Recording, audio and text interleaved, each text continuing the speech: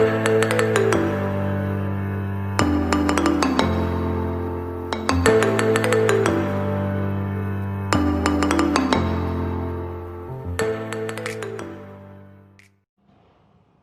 Everyone, this is RG. Welcome back to our YouTube channel. जो chapter number चल रहा है 9 coordination compound and we are going to end up this chapter soon. Fine, आज second last lecture हो सकता है। आज हम बेसिकली करने वाले हैं ऑप्टिकल आइसोमर। फाइन यार, देखो वैसे तो ऑप्टिकल आइसोमर जो टॉपिक है वो ऑर्गेनिक में पहले क्लियर होना बहुत जरूरी है, इसलिए मैं पहले थोड़ा सा ऑर्गेनिक का कॉन्टेक्स्ट कराऊंगा ऑप्टिकल आइसोमरिज्म के लिए, so that topic must be clear and then फिर हम उसको कोऑर्डिनेशन कंपाउंड्स में लगा के देखेंगे। Fine, so we have optical isomerism. ठीक है, पहले तो समझिए ऑप्टिकल आइसोमरिज्म क्या होता है। इन सिंपल वर्ड्स, ऐसे कंपाउंड्स जो प्लेन पोलराइज्ड लाइट को रोटेट कर दें। फाइन, सुनने में थोड़ा अजीब लग रहा है बिकॉज ऑर्गेनिक में अभी पढ़ा नहीं है ये बात, तो थोड़ा सा अजीब लगेगा, पर चीज को समझिए, बड़ी सिंपल सी चीज है। सबसे बड़ी चीज ऑप्टिकल आइसोमर निकालना है, ये बहुत आसान है, तो ये आ जाएगा, इसमें कोई दिक्कत वाली बात नहीं है। और थोड़ा सा कंटेक्स्ट को समझने की कोशिश करेंगे। ऑप्टिकल आइसोमरिज्म कहता है विच, मतलब बेसिकली ऐसा compound which can rotate the plane polarized light is known as optically active compound. Fine, the compound that can rotate the plane polarized light is known as optically active compound. Fine, एक light है जिसको basically polarise कर दिया गया है एक particular direction में। जैसे बड़ी सिंपल सी बात है, सपोज एक लाइट है जो हर डायरेक्शन में है।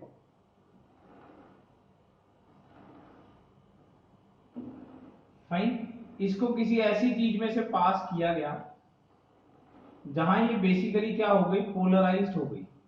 ठीक है ना, यानी कि अब जब ये इसमें से पास करा दी गई तब ये सिर्फ ऐसी लाइट रह गई। ठीक है ना, बिकॉज बाकी सारी जो लाइट की डायरेक्शंस हैं वो क्या हो गई हैं, एक तरीके से बंद हो गई। फाइन, तो सिर्फ ये रह गई है, इसे बोलते हैं प्लेन पोलराइज्ड लाइट। ठीक है ना, एंड इसको फिर हमने किसी सोल्यूशन में से पास किया, किसी कंपाउंड के सोल्यूशन में से पास किया, एंड उसके बाद हमारे पास ये जो लाइट है ये अगर तो रोटेट हो गई, देखो अगर तो वैसी ही रही जैसी पहले थी, अगर तो ऐसी ही है तो ये ऑप्टिकली एक्टिव कंपाउंड नहीं है। और अगर ये रोटेट हो गई चाहे इस साइड चाहे इस साइड, इसे बोलते हैं ऑप्टिकली एक्टिव कंपाउंड। क्या बोलते हैं, ऑप्टिकली एक्टिव कंपाउंड। ये सिर्फ थ्योरेटिकल पार्ट है, इसमें ज्यादा दिमाग लगाने वाला, ज्यादा hard and fast, don't be so hard while learning, है ना, इतना ज्यादा सख्त होने की जरूरत नहीं है। फाइन, ये सिर्फ थ्योरेटिकल कंसेप्ट है समझने के लिए। ठीक है ना, फाइन, एक लाइट है आपके पास जिसको प्लेन पोलराइज्ड बना दिया गया है, एक पर्टिकुलर प्लेन के अकॉर्डिंग पोलराइज्ड लाइट कर दिया गया है।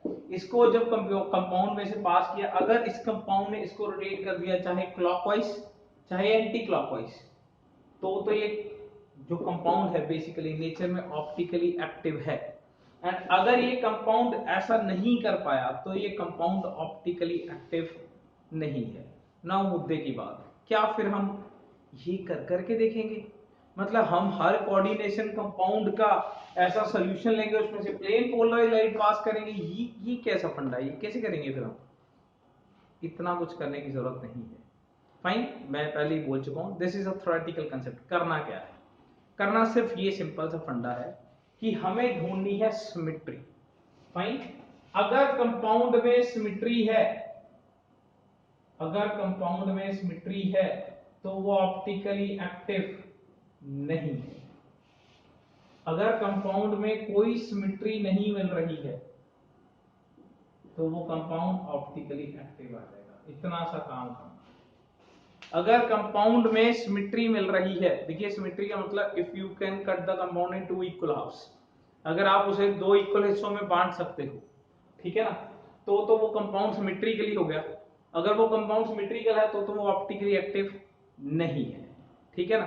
एंड अगर कंपाउंड सिमेट्रिकल नहीं आता, अगर आप उसके दो इक्वल हाफ्स नहीं बना सकते, अगर आप उसके दो इक्वल हाफ्स नहीं बना सकते, तो वो कंपाउंड नेचर में ऑप्टिकली एक्टिव है। एंड जो कंपाउंड नेचर में ऑप्टिकल एक्टिव है उसका आइसोमर एग्जिस्ट करता है, उसका आइसोमर एग्जिस्ट करता है। आइसोमर हमेशा दो ही होते हैं बेसिकली, एक डेक्स्ट्रो रोटेटरी एंड एक लीवो रोटेटरी,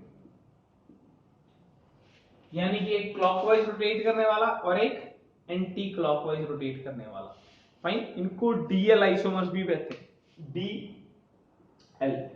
फाइन, ऐसा कोई हार्ड एंड फास्ट रूल नहीं है कि डी का मतलब क्लॉकवाइज है, एल का मतलब एंटी क्लॉकवाइज है। This is not a hard and fast thing. Fine, ये तो एक्सपेरिमेंटल बातें हैं। तो ये सारी की सारी बातें जो मैंने बोली हैं, दिस इज ऑल मतलब थ्योरेटिकल या एक्सपेरिमेंटल चीजें हैं। हमें जो करना है, हमें ध्यान देना है इसके ऊपर, ठीक है ना। तो मैं पहले फिलहाल ऑर्गेनिक के ही एक दो कंपाउंड्स उठा के आपको सिमेट्री चेक करना सिखाता हूं, and then we will do this for coordination compounds. कोई दिक्कत, बहुत सिंपल सा काम है, हमें सिर्फ इस चीज के ऊपर ध्यान देना है और ये बहुत ही ज्यादा सिंपल है। Let's have it.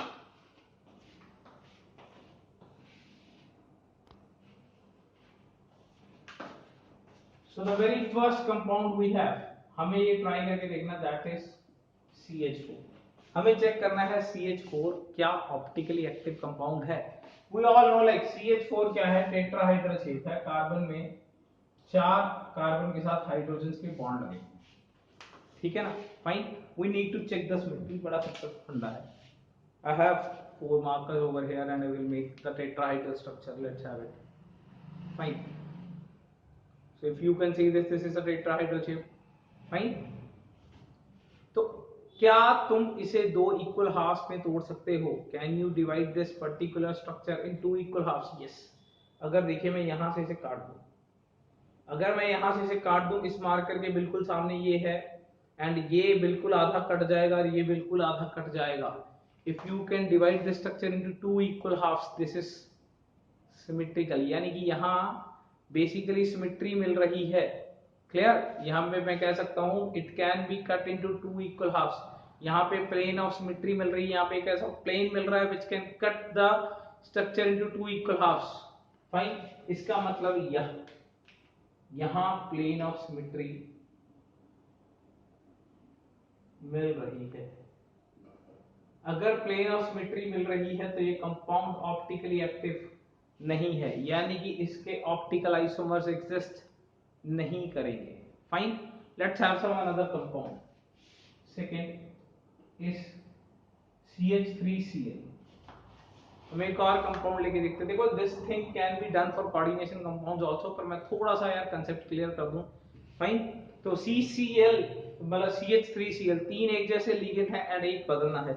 Let me, एक बदलना है, लो जी बदल दिया। Can you imagine this? ये मैंने बदल दिया है। अगर मैं आपको दिखाना चाहूं तो ये, can you see this? This is red now, there are 3 hydrogen 1 chlorine, can be cut into equal half, किया जा सकता है, यहां भी किया जा सकता है। यानी कि अगर इनमें से एक क्लोरीन आ जाएगा तो भी प्लेन ऑफ सिमेट्री रहेगा, ऑप्टिकली एक्टिव नहीं रहेगा। आप ये बात इसके लिए बना के रख लीजिए, ये अब इसके लिए बनाया मैंने, प्लेन ऑफ सिमेट्री है, ऑप्टिकली एक्टिव नहीं है। Now move to the third case, CH2Cl2। Fine, तीसरा केस है हमारे पास CH2Cl2 and I need to change the color of the markers. Let's have it.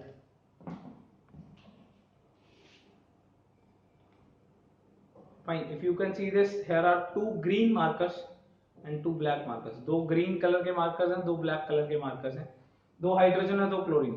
क्या इसको इक्वल हाफ्स में काटा जा सकता है? बहुतों के दिमाग में है शायद नहीं सर, ये तो नहीं कटेगा, क्योंकि सर ऐसा काटेंगे तो सर इधर तो ग्रीन वाला आ जाएगा, सर इधर ब्लैक वाला आ जाएगा। चलो मान लिए ये तो आधा आधा कट गया, पर सर इधर तो ग्रीन है इधर ब्लैक। अच्छा एक मिनट, अब बताओ जरा, अब बताओ, मैं यहाँ से काटूंगा तो दो ग्रीन टूटेंगे ना आधे आधे, और ये एक ब्लैक इधर एक ब्लैक इधर आ जाएगा ना।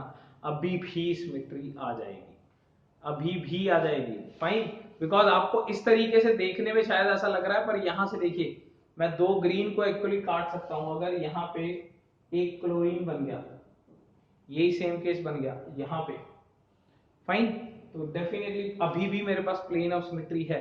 एंड अगर प्लेन ऑफ सिमेट्री है तो मैं दो इक्वल हाफ्स में काट सकता हूं, तो ये कंपाउंड ऑप्टिकली एक्टिव नहीं बनेगा। मैंने पहले भी बोला था ऑप्टिकल आइसोमर निकालना बहुत आसान काम है। देखो ऑप्टिकल आइसोमर निकालना सिखा दूंगा, बहुत आसान काम है, इतना ज्यादा दिक्कत वाली बात नहीं है। हालांकि स्टीरियो आइसोमरिज्म में ऑप्टिकल आइसोमरिज्म एक काफी लंबा चौड़ा टॉपिक है अगर हम ऑर्गेनिक में बात करें तो, पर मैं काफी ब्रीफ में बता रहा हूं सो दैट कोऑर्डिनेशन में हम ये आंसर निकाल पाए। क्लियर? तो फोर्थ कैटेगरी देखो हमारे पास आती है बेसिकली CHCl Br I, कुछ इस तरीके की, ठीक है ना। यानी कि अब मैं चार के चार लिगेंड ही अलग अलग ले रहा हूं, अब चार के चार लिगेंड ही अलग अलग हैं। फाइन, तो लेट्स हैव चार लिगेंड अलग अलग नेचर के।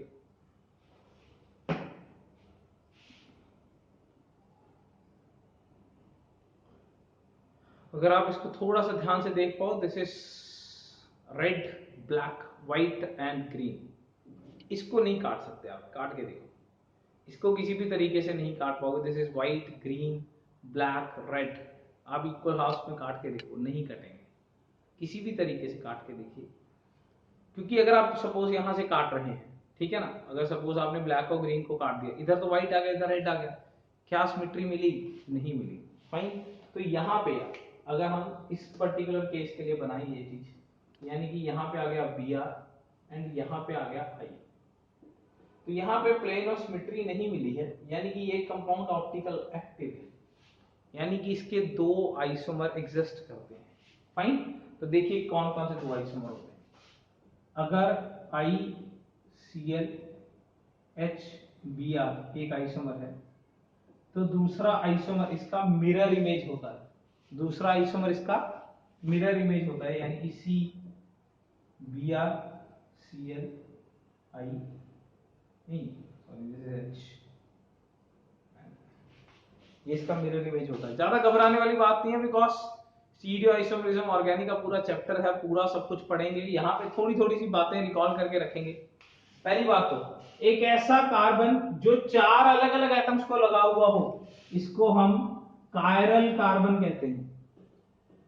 क्या कहते हैं? Chiral carbon. कोई दिक्कत? एक ऐसा कार्बन जो चार अलग अलग एटम्स को लगा हुआ है, इसको हम बोलते हैं chiral carbon. And chiral carbons are nature में optically active. Chiral carbons nature में क्या होते हैं?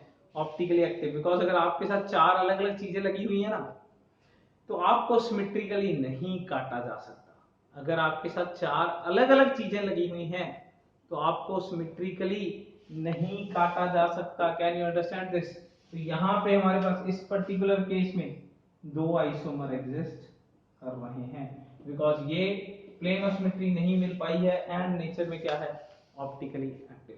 तो अब बस आप थोड़ा सा ध्यान देंगे, क्या करेंगे, जो भी हम कोऑर्डिनेशन कंपाउंड लेंगे, आप उसमें सोचेंगे प्लेन ऑफ सिमेट्री। अगर तो प्लेन ऑफ सिमेट्री मिल रही है तो ऑप्टिकली एक्टिव नहीं आएगा।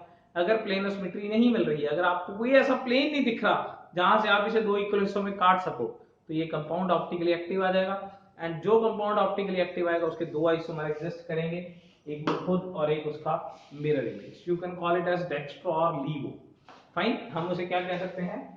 Dextro and levo. नहीं तो फिर नाम तो लिखना आएगा ही नहीं। देखो तो बड़ा सिंपल सा केस है, you can call it as दो आइसोमर्स है। कोई दिक्कत? कोई भी दिक्कत? फाइन, तो मूव करते हैं अब हम कोऑर्डिनेशन कंपाउंड पे, बिकॉज टॉपिक कोऑर्डिनेशन कंपाउंड है। तो अब हम कोऑर्डिनेशन कंपाउंड में एक एक करके सबके आइसोमर्स चेक करते हैं, that is optical isomerism. Let's have it.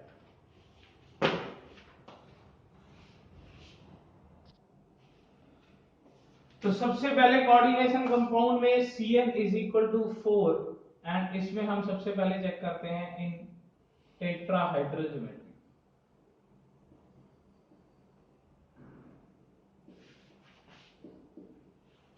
Fine, Cn is equal to 4 का केस लेते हैं।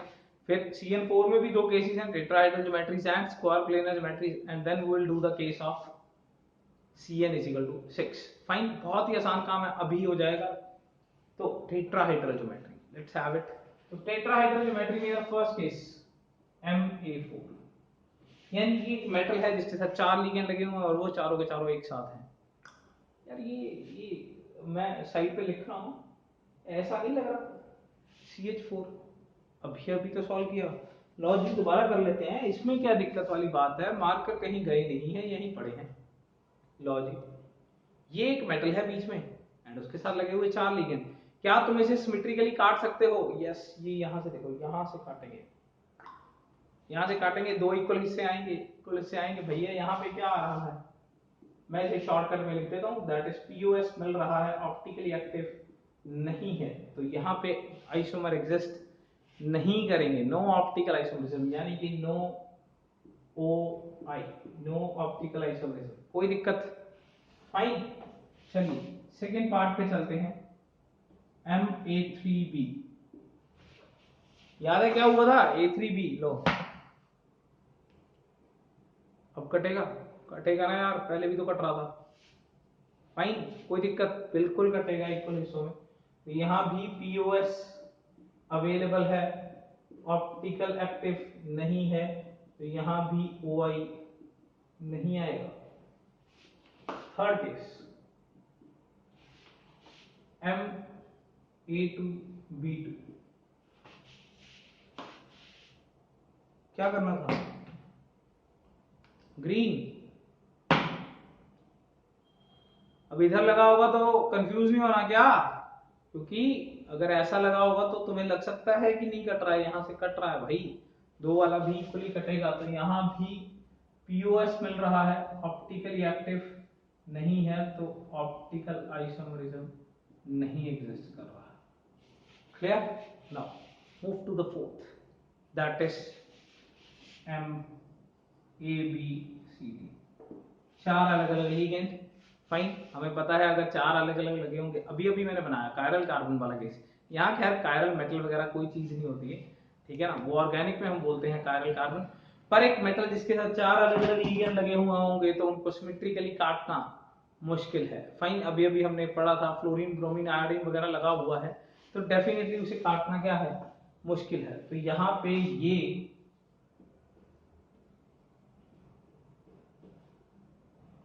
ऑप्टिकली एक्टिव है एंड यस, यहाँ पे 2 आइसोमर्स एग्जिस्ट करते हैं एंड दूसरा आइसोमर डेफिनेटली इसका क्या है, मिरर इमेज है। This is D, this is C, this is B, this is. कोई दिक्कत? कोई भी दिक्कत? तो टेट्राहाइड्रल में हमारे पास सिर्फ ये वाला केस ही है जो ऑप्टिकल आइसोमरिज्म देता है। फाइन, क्योंकि यार टेट्राहाइड्रल में देखो 4 चीजें हैं, चारों एक जैसी, 3 एक जैसी, 2 एक जैसी। इन सब केसेस में हमारे पास ऑप्टिकल आइसोमरिज्म एग्जिस्ट नहीं कर रहा है। इवन आप अगर केस नंबर 5 Ma2BC बनाना चाहते हैं, यहां भी ऑप्टिकली एक्टिव नहीं आएगा, ऑप्टिकल आइसोमरिज्म नहीं आएगा, बिकॉज AA आपके एक जैसे मैं बना के दिखा, I have read and green marker, this is AA, the both are black, this is B, this is C, can you see this? ये हो सकता है मेरी शर्ट के कारण ना दिखे, ऐसे बना लेते हैं, this is green marker, this is black, this is black, this is red. तो A2BC फिर भी ये कट रहा है।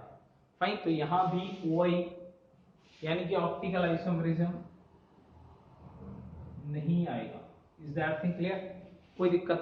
नाउ Cn=4 का केस हो गया है टेट्राहाइड्रल के लिए। Let's move to the case of square planar geometry.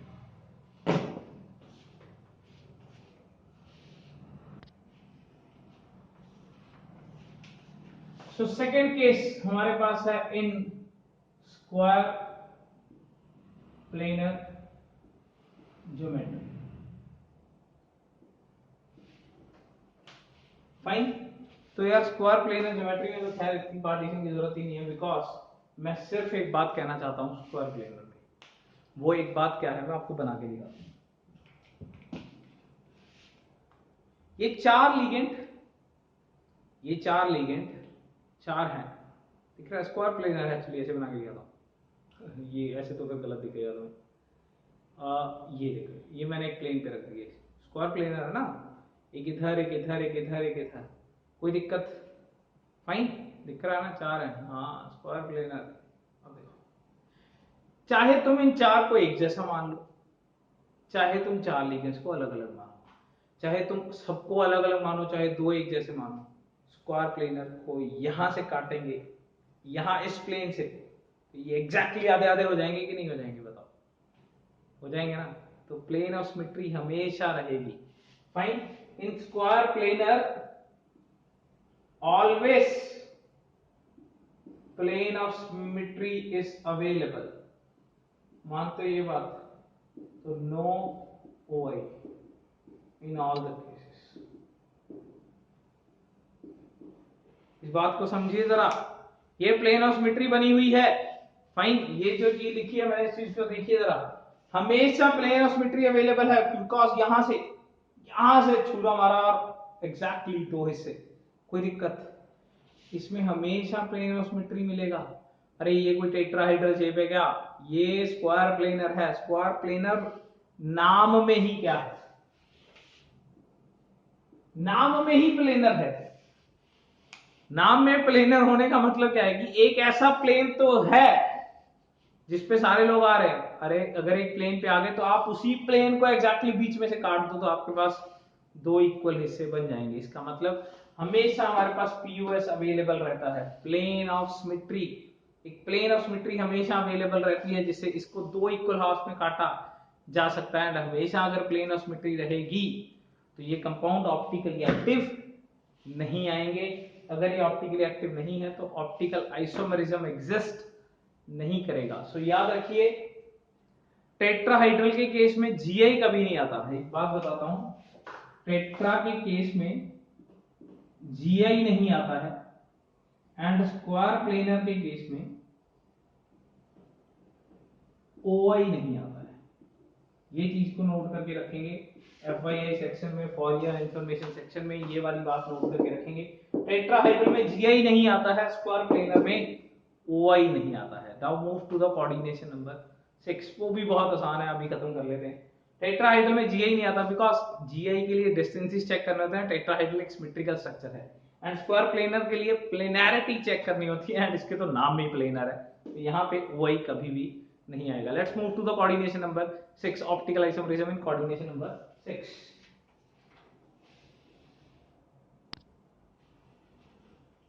So next is coordination number 6. Fine, तो कोऑर्डिनेशन 6 में तो यार एक ही ज्योमेट्री है, दैट इज ऑक्टाहेड्रल ज्योमेट्री। ठीक है ना? तो इसमें जो केस नंबर 1 है वो है MA6। फाइन, बहुत ही सिंपल सा केस है, हम बना के चलते हैं साथ साथ में। फाइन, तो यार ये कुछ इस तरीके की ज्योमेट्री है।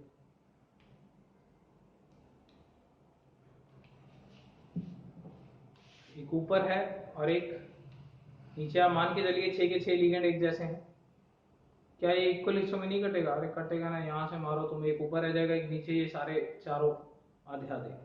देखिए कुछ इस तरीके से है। 4 एक प्लेन में रखे हैं मैंने। फाइन, दिख रहे हैं ना, 4 एक प्लेन में रखे हुए हैं। फाइन, ये 4 एक प्लेन में है, एक ऊपर है एक नीचे है, काटेंगे एक ऊपर एक नीचे रह जाएगा। फाइन, तो यार डेफिनेटली यहाँ पे मैं आपको और भी बना के दिखाता हूँ। एक्चुअली आप A5B ले लीजिए, आप A4B2 ले लीजिए, ठीक है ना? तो ये आप इनमें से कोई भी केस ले लीजिए यार, सब में आपको POS मिलेगा, एंड ऑप्टिकली एक्टिव ना तो ये मिलेगा और ना ही इसमें OI मिलने वाला है।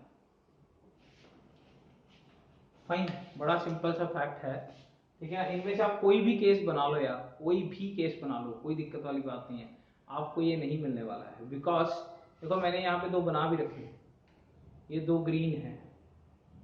फाइन, यहां भी लगाओगे ग्रीन कट ही जाएंगे। अच्छा चलो इधर लगा लेता हूं मैं ग्रीन, एंड इधर नीचे ब्लैक कर देता हूं, तो यहां से कट जाएंगे, ये कटने ही है। फाइन, इसमें ना ऑक्टाहेड्रल में वैसे भी जो केस फेमस है, fine let me make the famous cases. इसमें जो केस ज्यादा फेमस है ना, वो हमें आते हैं बाइडेंटेट लिगेंड में यार।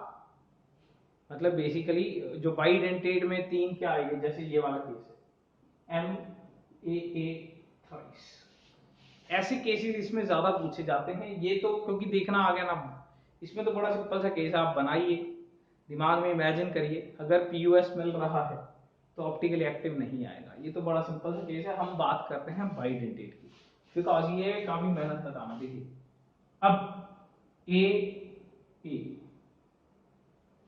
फाइन, ए ए ए ये इधर लग गया, ये इधर लग गया। अब देखिए यहां पे कोई प्लेन ऑफ सिमेट्री नहीं आएगी। अगर आपको लग रहा है कि सर यहां से काट देता हूं, देखो यहां से काट देता हूं, फाइन, कईयों के दिमाग में आ रहा है कि सर यहां से काट देता हूं, let me cut it by right, fine, सबको लग रहा है सर मैं यहां से काट देता हूं, देखो आधा आधा हो आ रहा है कि नहीं आ रहा दिमाग में? सर देखो ये तो ये पूरा पूरा एक एक आ गया, ये आधा आधा बट गया। सर 3 रोटियां थी, डेढ़ बांट दी सर, बहुत कोई दिक्कत नहीं है सर, इक्वल बांट दिया। अरे भाई थोड़ा पेशेंस रखिए, ऐसा कुछ नहीं हुआ। वो 3D में है, 2D का स्ट्रक्चर थोड़ी है यार, वो 3D में है। थोड़ा सोच के देखिए, ये सोचिए जरा, ये ऐसा था कि ये 2 लिगेंड जुड़े हुए हैं, ये दोनों जुड़े हुए हैं और ये दोनों जुड़े हुए हैं, ऐसा ही कुछ तो है। ये एक प्लेन पे 2 लोग जुड़े हुए हैं, फिर ये वाला जो इसके साथ जुड़ा हुआ है, ये वाला इसके साथ जुड़ा हुआ है। तुम यहां से काट रहे हो, कहां से काट रहे हो बताओ? यहां से काट दूं, कहां मिले तो इक्वल हिस्से? तो ये इसके साथ जुड़ा हुआ है। 3D में सोचो जरा, ये ऐसे है, ये ऐसे है और ये ऐसे है, ठीक है ना? ये एक प्लेन वाला बंदा नीचे के साथ लगा हुआ है, ये एक प्लेन वाला बंदा ऊपर के साथ लगा हुआ है, ये प्लेन वाला प्लेन के साथ लगा हुआ। तुम 2 इक्वल हिस्सों में काट ही नहीं सकते। ये तुम्हें 2D में लग रहा है कि कट गया, पर एक्चुअली में ये नहीं कटा है। अगर ये 2D में होता ना तो तुम सही होते कि ये कट गया है, नहीं कटा है। इसका अगर अब मैं ये बनाऊं तो ये बन रहा है मेरे पास ए ए ए ए ए ए, फाइन। एंड इनमें से एक, कोई एक है डेक्स्ट्रो एंड कोई एक है। भाई 2D में नहीं सोचना है, 2D में तो आप सही सोच रहे थे यार, यहां से काट देता हूं, पर यहां से आप सोच के देखिए 3D में 2 लोग प्लेन पे हैं, एक कीलेट लिगेंड जो है ये जो है ये प्लेन पे है, ये ऊपर वाला इसके साथ जुड़ा हुआ है प्लेन के साथ, ये यहाँ पे प्लेन वाला बंदा नीचे के साथ। आप कहीं से सोच ही नहीं सकते, आप खुद बना के देखिए। आप पेन लीजिए और इनको काटने की कोशिश करिए। अब इक्वल हिस्सों में यार, यहां से काटेंगे ना तो भी नहीं कट रहा है इक्वल हिस्सों में, यहाँ से बीच में से काटेंगे तो ये तो लिगेंड ही साइड पे रह गया, ये बीच में से कट गया, कट ही नहीं कर पाएंगे। आप खुद अपने हाथों से बना के देखिए ये स्ट्रक्चर, फाइन। तो this is not possible because ये 3D में है, आप जो सोच रहे हो वो 2D के अंदर पॉसिबल है। क्लियर? कोई दिक्कत? इनमें एक और केस बहुत ज्यादा फेमस है, दैट इज MA2AA2। ये वाला केस काफी ज्यादा फेमस है, इसके लिए मैं इसको थोड़ा सा इरेज कर लूं। Fine, this case is very very important, तो इसको स्टार मार्क करेंगे हम, इसके ऊपर काफी ज्यादा डिटेल स्टडी करने वाले हैं। अच्छा,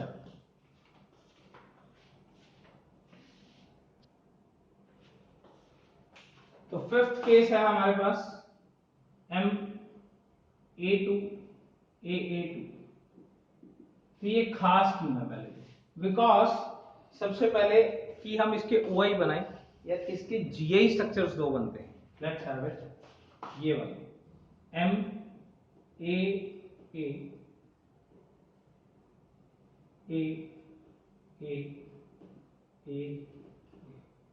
एक तो ये वाला बनता है एंड एक ये बनता है MAA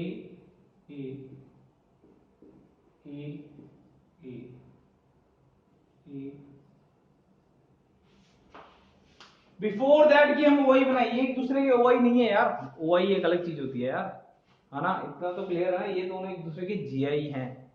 फाइन, मतलब ये तो 2 आइसोमर्स अलग ही हैं पूरे के पूरे, ये तो दोनों आइसोमर ही अलग हैं, इनका स्पेशियल अरेंजमेंट ही अलग है। फाइन, स्ट्रक्चरल तो नहीं है बिकॉज इसके साथ सारी कनेक्टिविटी सेम है।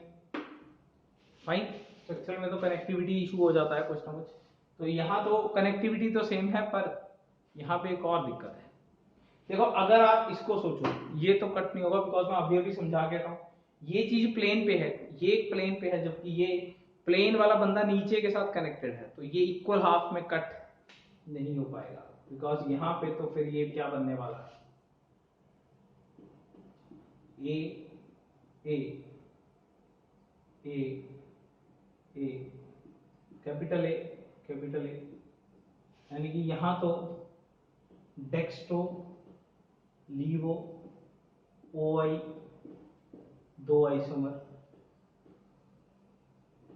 एग्जिस्ट कर रहे हैं, कोई दिक्कत, बिकॉज यहां प्लेन ऑफ सिमेट्री नहीं मिली। मैं फिर से बोल रहा हूं, वो रेड वाला काम मत करना सर, यहां से मार देता हूं, 3D है 3D है, ये यहाँ पे ऐसा नहीं बन पाएगा, क्लियर, कि यहां से मार देता हूं सर दो इक्वल इससे हो जाएंगे, नहीं होंगे भाई, फिर बोल रहा हूं मैं, यहां हो जाएंगे बिकॉज ये प्लेन पे है।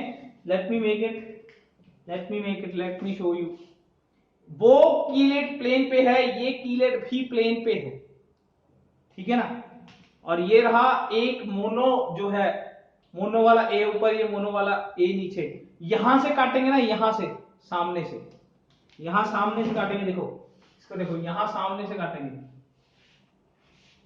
यहां से भी काट सकते हैं, वो जो प्लेन पे थे चार लिगेंड, ये प्लेन पे है ना चार लिगेंड, ये प्लेन पे है ऐसे, fine, let me make it, let me show you this is, ये प्लेन पे हैं, दो तरीके हैं, चाहे यहां से काट लो, ये भी एक लिगेंड इधर आ गया मोनो, ये बाइडेंटेट वाला एक इधर आ गया, मोनो वाले आधे आधे हो गए, या फिर यहां से काटो, यहां से मोनो वाला एक ऊपर रह जाएगा, मोनो वाला एक नीचे रह जाएगा, ये बाइडेंटेट सारे हाफ हो जाएंगे, यानी कि यहां तो काफी ज्यादा पीयूएस मिल रहे हैं, इसका मतलब ये ऑप्टिकली एक्टिव नहीं है, यानी कि यहां पे OI नहीं बनेगा, क्लियर, बिकॉज अगर मैं बनाऊं रेड के साथ बना देता हूं, ठीक है ना, एक तो यहां पे ही बन रहा है प्लेन ऑफ सिमेट्री, एक यहां पे बन रहा है प्लेन ऑफ सिमेट्री, किसी भी तरीके, वो बीच में समझ रहे हो ना कैसे काटा मैंने, ये ऐसे काटा ऐसे प्लेन से, और एक ऐसे काट रहे हैं, तो बहुत सारी प्लेन ऑफ सिमेट्रीज मिल रही हैं यहाँ पे, तो एक भी प्लेन ऑफ सिमेट्री मिली ना तो OI नहीं है, यहाँ तो दो मिल गई, एक भी ऐसे तुम्हें प्लेन मिल गया कि जहां से दो इक्वल हिस्सों में काट सकते हैं, किसी भी तरीके से एक भी मिल गया ना तो ऑप्टिकली एक्टिव नहीं है, यहां तो दो मिल रहे हैं, तो ये तो पक्का ही ऑप्टिकली एक्टिव नहीं है। अच्छा अगर इसका आंसर लिखना हो, कितने आइसोमर आए, 3 आए, ये 2 आए, ये एक तो है ना यार, इसका आइसोमर नहीं है, ये खुद तो है, क्लियर है, ये खुद तो है, तो इसका टोटल आंसर 3 बनेगा, अगर समझ पा रहे हो ना कैसे, अरे दो तो इसके यही हो गए, ये दो इसके स्ट्रक्चर थे, इसका आगे फर्दर नहीं बना पर इसका आगे बन गया, तो टोटल तो 3 हो गए, बोर्ड पे बन रहे हैं 3 यार, बोर्ड पे बने हुए 1 2 3, ये तीनों इसके आइसोमर्स हैं, कौन से, stereo isomers including Gi plus OI, यानी कि ये 3 इसके क्या है, स्टीरियो आइसोमर्स, कोई भी दिक्कत, so that's is all about stereo isomerism, fine, हमने ऑर्गेनिक में नहीं किया था, फिर भी उसकी हेल्प से हमने स्टीरियो आइसोमरिज्म को यहाँ कोऑर्डिनेशन कंपाउंड में पूरा कर लिया, काफी ज्यादा डीप लेवल पे पूरा कर लिया है, fine, I hope you all understood this. So एक टॉपिक बचा है हमारे पास सिर्फ ऑर्गेनोमेटालिक कंपाउंड, जो कि हम कल पूरा कर लेंगे, टिल देन लगे रहिए, मैं आपके साथ हूँ, बेस्ट ऑफ लक।